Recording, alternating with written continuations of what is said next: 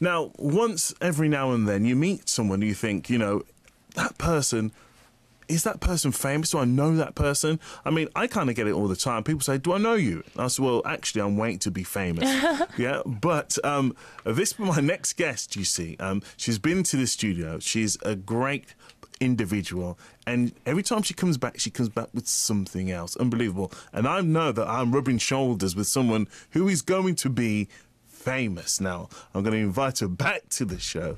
This is Ogbata. Welcome to the program. Thank you so much, Mark.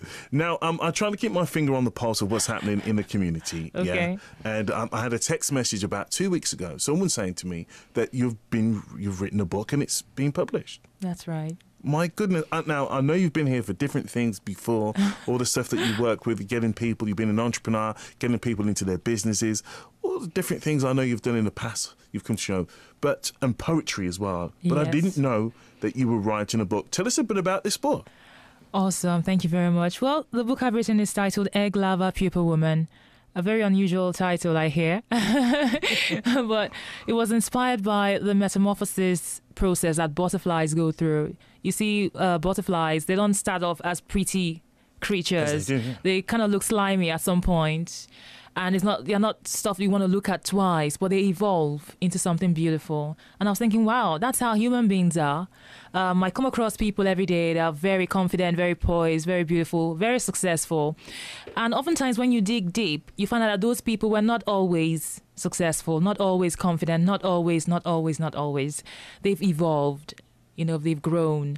So I've written a book about the evolution of a woman and the evolution of a nation. That's what the book Egg Lava Pupa Woman is about. It sounds really, really interesting. Can you delve into some of the characters for us? Okay.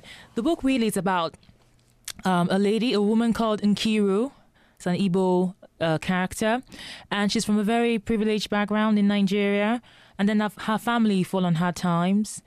She loses her parents, who are quite well-to-do, and because her relatives are not well off enough to look after she and her sister, she is separated.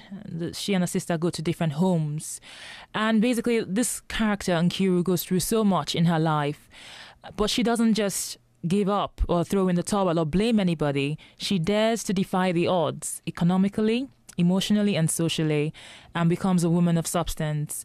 Nkiru's story is also juxtaposed with the story of her motherland, Nigeria. And because it's Black History Month, it's quite a topical book to read, because we see the story begin in the 1950s. At that time, Nigeria is under colonial rule.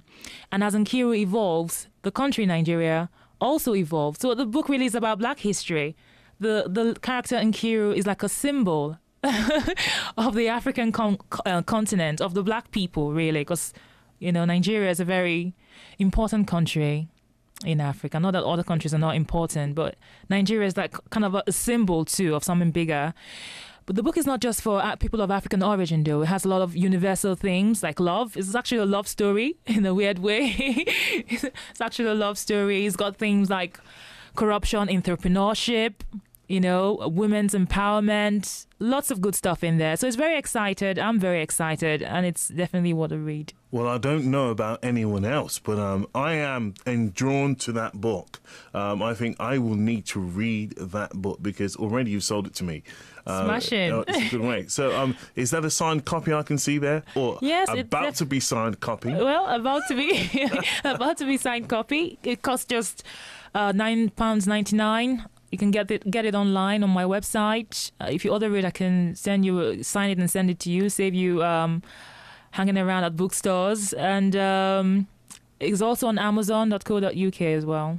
Mm-hmm. So yeah, well, it sounds like a really what drawn you to inspired you to be writing this particular book? Oh, that's a very good question. I was inspired to write this book by the country Nigeria, and also by the Black community, because the book was published on the 1st of October of this year, and on that day, Nigeria marked 49 years of independence. And all the Nigerians I know are wonderful people, talented people, but struggling to kind of become everything they can be because of the political climate in Nigeria. And that's really the story of Africa. wonderful people, but so much going on. So this book is about hope. It's a message, has a message for people of African origin. Anything is possible. You can defy those odds. We can defy those odds with faith, with focus, with determination, just like the character shows. When you read the book, you are quite drawn. She's quite a strong character. This book is basically the African version of the woman of substance. You see a woman who defies all the odds. So my message to the people of Africa and to all people, really, because these are challenging times for everybody, even in this country, the credit crunch and all that. Those are challenges that we can all defy. So it's a message of hope that says, no matter what the situation is, just stay focused, just be determined, you will come through. Sounds like a film to me. You never know. Never say Amen. Never. You never know. But really, of course. So, are you writing on any other new projects that we should know about? Well, the book's just come out, so I'm busy, letting people know about it, attending events. Was at the British Library yesterday, meeting other writers.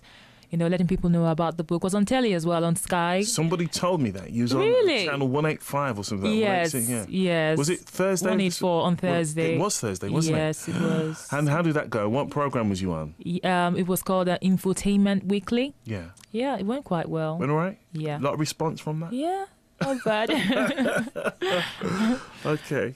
So you've mentioned where we can get the book from. Definitely. And of course, it sounds like a really good story here, when you're talking from, as you're saying, the butterfly being such a beautiful specimen. Mm-hmm. And when it's going through its changes from a caterpillar and that, and definitely through the whole not nice synthesis of that, but out comes the other end. It's beautiful. Definitely. Well, I'd like to thank you for coming in to tell us about your book. We wish you all the luck. I'm definitely going to have a read of that. Thank you very much. And I know you're continuously looking at improving the lives of other people, whether it be writing, poetry, music, business. Is there anything else you're gonna open us up to? Because I'm like, wow, this is a woman of many talents. Oh dear. Well, I'll just keep evolving, and you just have to find out for yourself, really. Okay, just tell us the name of the book again, please. It's called Egg Lover Pupa Woman. And we can get it from your website, which is? You can get it from the website elpwoman.com. That's elpwoman.com. That takes you to my website, and you can order a copy. You can also get it on amazon.co.uk or Barnes & Noble as well. Cheers. Yeah. Well, thank you for coming in. Thank you so much for having me again. It's my pleasure. I mean, thank you this very helps much. make the show. So I'll definitely have a read of that, and I'll give you some feedback. Thank you. Thank you very much. Bye-bye.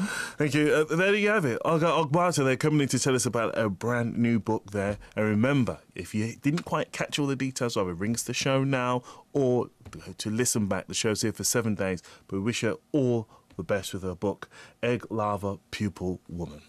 Bernie Key, weekday mornings from 8. My heroes, I suppose, were Frankie Howard and Kenneth Williams, Kenny Everett. Noel Edmonds was my favourite DJ, so I guess I've just mashed them all up, really, to come up with something new. I let other shows